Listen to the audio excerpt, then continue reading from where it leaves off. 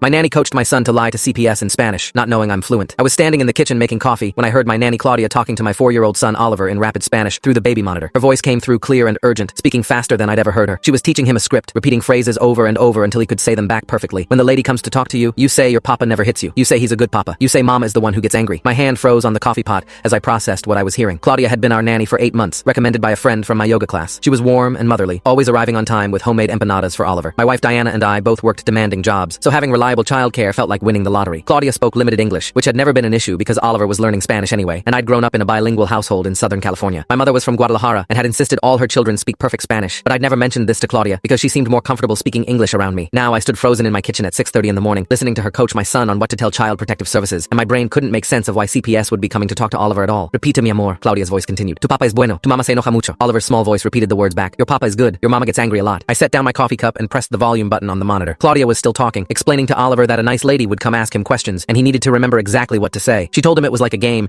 except this was even more important because it would help keep him safe. My 4-year-old son was being coached to lie to government authorities, and the person doing it was someone we trusted completely. I grabbed my phone and started recording the audio from the monitor. Claudia was moving on to different scenarios, asking Oliver what he would say if the lady asked about bruises or if mommy ever scared him. Oliver kept giving the wrong answers, and Claudia would gently correct him each time. No, Michielo, you have to say mommy gets very angry, and sometimes you're scared. Can you say that for me? Oliver repeated it back in his sweet voice, and I felt rage building in my chest. This woman was teaching my baby to accuse his mother of abuse, programming him with false memories and scripted responses. I saved the recording and started a new one, capturing every word before Claudia realized I could hear them. She spent another 10 minutes drilling Oliver on his responses, praising him when he got the script right. The whole thing was methodical and practiced, like she'd done this before. When she finally seemed satisfied, I heard her tell Oliver they should go downstairs for breakfast, and I quickly shut off the monitor and tried to compose myself. My mind was racing, trying to understand why our nanny was preparing my son for a CPS interview we knew nothing about. Claudia walked into the kitchen with Oliver holding her hand, both smiling like this was just another normal morning. She greeted me warmly, asking if I wanted her to make breakfast. Oliver ran over to hug my legs, chattering about cartoons, completely oblivious to what he'd just been programmed to say. I picked him up and held him close, but he was just my normal happy kid asking if he could have chocolate chip pancakes. Claudia started pulling out ingredients, humming to herself while I sat Oliver at the table with his coloring books. Every movement she made felt sinister now. I excused myself and went to my home office, locking the door and immediately calling Diana at the hospital. She answered on the 3rd ring. I kept my voice low and told her we had an emergency with Claudia, that I'd recorded something extremely disturbing and needed her to come home immediately. Diana's voice shifted to focused, asking if Oliver was okay. I told her Oliver was physically fine, but we needed to talk privately. She said she'd be home in 40 minutes and to keep everything normal. I went back downstairs and found Claudia making pancakes while Oliver colored. I sat at the table and tried to make small talk, asking about her plans. She chatted normally about taking Oliver to the park, maybe stopping by the library. Her performance was flawless, not a hint of the manipulation I'd witnessed. When Diana's car pulled into the driveway, Claudia looked surprised but pleased. Diana came through the door with her work bag and hospital badge. She smiled at Claudia and Oliver, but I could see the tension around her eyes. I suggested Oliver might want to watch cartoons, and Claudia offered to set him up. Once they were out of the kitchen, Diana grabbed my arm and demanded to know what was going on. I pulled out my phone and played her the recording, watching her face cycle through confusion, shock, then pure rage as she listened to Claudia coaching our son to accuse her of abuse. And that's when things took a turn I never expected. Full story is linked below or on my channel.